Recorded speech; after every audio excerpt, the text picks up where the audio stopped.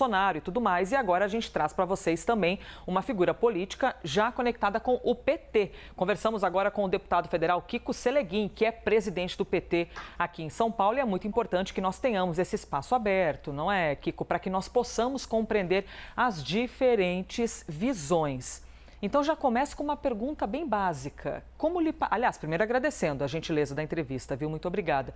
Como lhe pareceu essa movimentação, essa demonstração de conexão com Jair Bolsonaro deste domingo? Olá, Elisa, a todos os telespectadores da CNN, agradecer a oportunidade.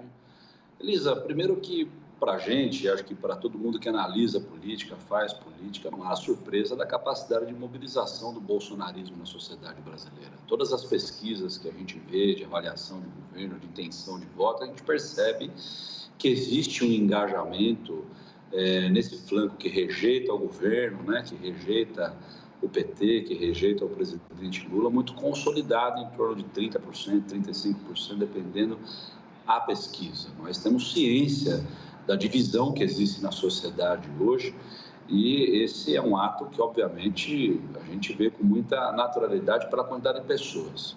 O que é grave, no meu ponto de vista, são representantes da institucionalidade brasileira, que foram eleitos nas últimas eleições, participando de um evento como esse. Quero lembrar que os governadores, todos eles, são chefe também de forças militares em seus respectivos estados.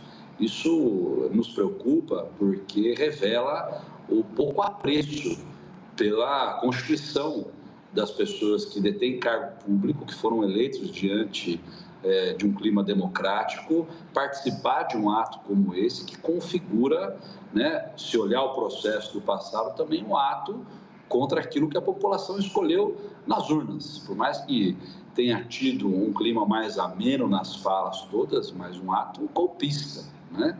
O fruto do ato é um ato golpista, porque ele tem por objetivo mostrar que o ex-presidente aí, que atenta contra a democracia há muitos anos, e está ficando comprovado agora, mediante as ações feitas pela Polícia Federal, autorizadas pela Justiça, de que ele tinha um plano de não respeitar a vontade popular. Então, eu acho que a Justiça tem que ver o que aconteceu com muita parcimônia, mas também com muita efetividade, e tomar as medidas cabíveis, porque eu tenho certeza que isso tudo vai ser um acúmulo de coisas para fazerem parte desse inquérito que investiga o ocorrido no Brasil, que há muito tempo vem tentando se realizar, e teve como epicentro, dia 8 de janeiro, aquela tentativa golpista de tomada de poder no nosso país.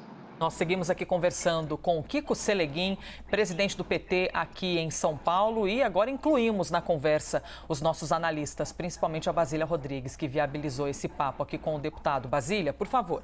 Eu tenho várias perguntas para você, Kiko Seleguin. Andava desaparecido aqui das nossas entrevistas por conta do feriado, né, do recesso parlamentar. Muito obrigada pela atenção conosco da CNN.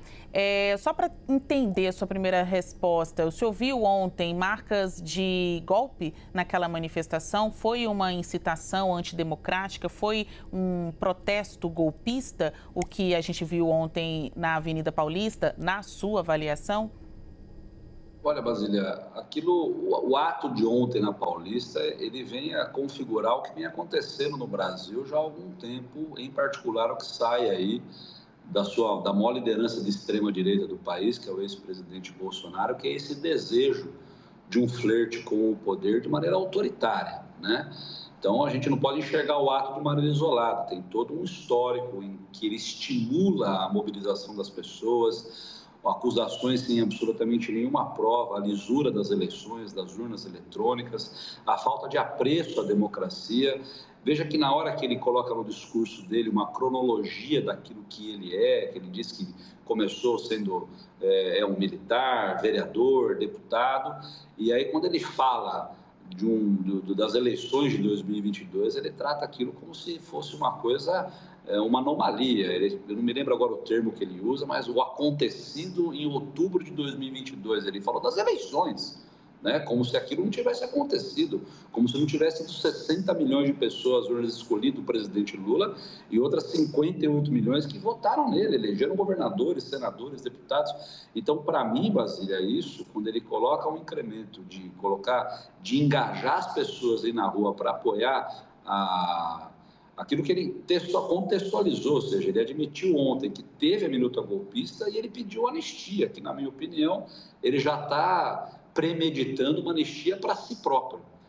Né? Quando ele fala dos pobres coitados que estão lá presos na Papuda por conta do ato, pede anistia para eles, ele está premeditando que ele pode ser um desses aí nas próximas semanas, próximos meses, fruto daquilo que ele tentou fazer com o apoio de generais, de coronéis, de ministros, de autoridades da República. Então, eu creio que este ato ele vem a selar, né, essa tentativa, porque mostrar que tem apoio popular significa mostrar para a justiça, olha, eu tenho voto, eu tenho gente, eu tenho mobilização, cuidado o que vão fazer comigo. Mas eu acho que as instituições brasileiras estão maduras o suficiente para não se render a esse tipo de ato e fazer com que o processo legal aconteça e os culpados, eventualmente, pela tentativa de golpe tentaram dar no país, sejam encontrados e condenados. Certo. Nossa analista de política, Débora Bergamasco, também participa da conversa. Débora. Bom dia, deputado. O senhor que é presidente do PT em São Paulo, gostaria de saber se o PT, ou enfim, o PT Nacional, vocês já estão conversando, pretendem tomar alguma iniciativa de provocação à Justiça, justamente por conta dessa visão, desse posicionamento, de entender que foi cometida ali alguma incitação de ato golpista? Bom, a gente aqui em São Paulo, Débora, a gente premeditadamente fez uma representação ao Ministério Público para que essa instituição pudesse, com muita atenção, investigar os atos que aconteceram agora no último domingo, para poder pegar os discursos, as imagens, possíveis atos de incitação ao Estado Democrático de Direito, para acrescentar, obviamente, nesse processo e investigar possíveis atos que são contra a legislação vigente, né? Os próximos passos, eu creio que a Justiça Brasileira, a Polícia Federal, está investigando isso com muita atenção. Não sei se o PT ainda vai judicializar algo nessa direção. O que nós temos que fazer, Débora, é fazer a disputa política na sociedade, né? Por mais que a gente não goste, tem uma parte importante da sociedade brasileira que flerta com esse autoritarismo de todas as classes sociais, né? Setores do empresariado, setores do mercado financeiro, setores populares, setores religiosos, enfim. Então, o que a gente tem que ficar atento é fazer a narrativa na sociedade, ganhar a maioria na sociedade, como fizemos agora nas últimas eleições, e continuar pautando, porque a manutenção da democracia, a manutenção das instituições é algo sagrado para uma sociedade tão injusta como a brasileira, porque só através da política e da institucionalidade é que a gente vai conseguir concretamente, e da democracia, obviamente, diminuir as desigualdades sociais e fazer com que prevaleça, né, a organização da sociedade no sentido de oferecer mais serviços, crescimento da economia, e aí, obviamente, as pessoas e as massas vão depositar sua confiança, mais uma vez, na democracia, nas instituições brasileiras e fazer com que a civilização, o marco civilizatório prevaleça sobre qualquer tipo de tentativa autoritária de tomada e manutenção de poder no nosso país. Seguimos aqui ao vivo e para que nós possamos manter um equilíbrio, um pouco mais cedo ouvimos o parlamentar Ciro Nogueira por aproximadamente 10 minutos e faremos agora a mesma coisa também com o deputado que gentilmente aceitou nosso convite, Pedro Duran, por favor. Kiko, eu queria te perguntar, ontem a gente viu aqui na Paulista não só os aliados mais próximos de Bolsonaro, mas também membros de partidos que têm ministérios na base de Lula, como MDB, PSD, União Brasil, Republicanos. O que o governo Lula está fazendo e onde está errando para reunir e unificar essa base? Olha, Pedro, a gente sabe que os partidos, a organização institucional dos partidos, ela tem sido muito atacada no último período. Inclusive, a eleição do Bolsonaro em 2012 é fruto disso, Então, você tem uma diluição muito grande da quantidade de partidos. Hoje você não tem grandes partidos que são majoritariamente a maioria no Congresso Nacional.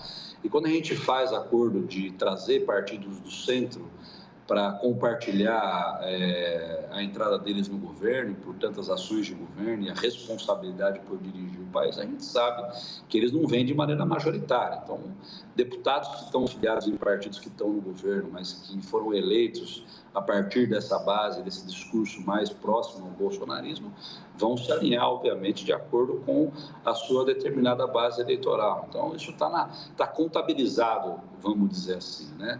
O que a gente tem que trabalhar é nisso, a narrativa e a disputa na sociedade para convencer as pessoas de que o caminho da democracia, do Estado Democrático de Direito, é o caminho que permite à sociedade escolher, tirar quando achar necessário, transformar, mudar, enfim, ou apostar numa continuidade que tem dialogado com a melhoria de vida das pessoas, né? Então, não acho que o governo esteja errando nisso. O que a gente está fazendo é a composição possível para garantir uma maioria, de ter uma agenda propositiva no Congresso Nacional, porque o que vai fazer a gente distensionar a sociedade, pelo tenho por mim, são transformações no mundo real, ou seja, transformar a partir da política, ter um ambiente econômico que garanta crescimento, que garanta distribuição de renda, que garanta com que as pessoas possam tocar os seus negócios, trabalhar nos seus empregos, cuidar dos seus filhos, cuidar da sua família. Eu acho que o distensionamento na política vai passar por a gente criar um clima